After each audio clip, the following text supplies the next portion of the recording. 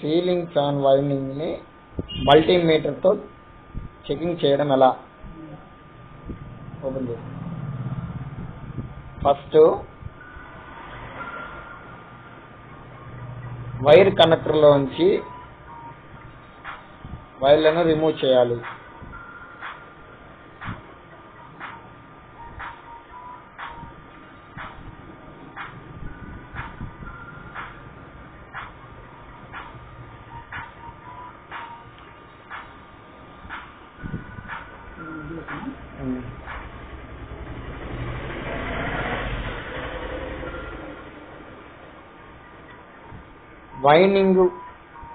Winding core లోపల నుంచి వచ్చిన వైర్ల నుంచి కండెన్సర్ ని కూడా రిమూవ్ చేయాలి.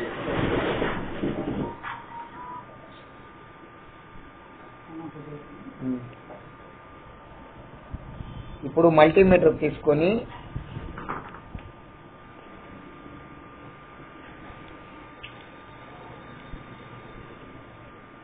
ఇక్కడ ఉన్న red colour wire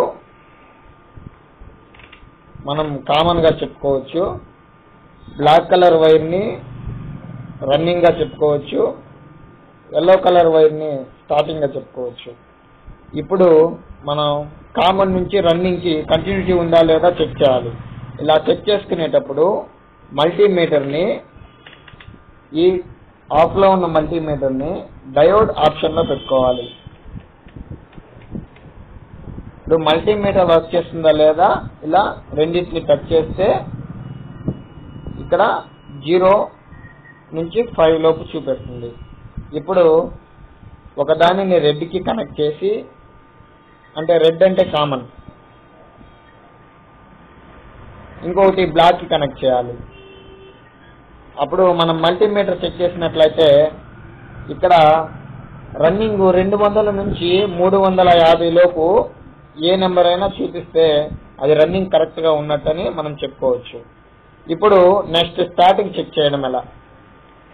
red common కాబట్టి రెడ్ నుంచి మళ్ళీ ఎల్లోకి కనెక్ట్ చేయాలి.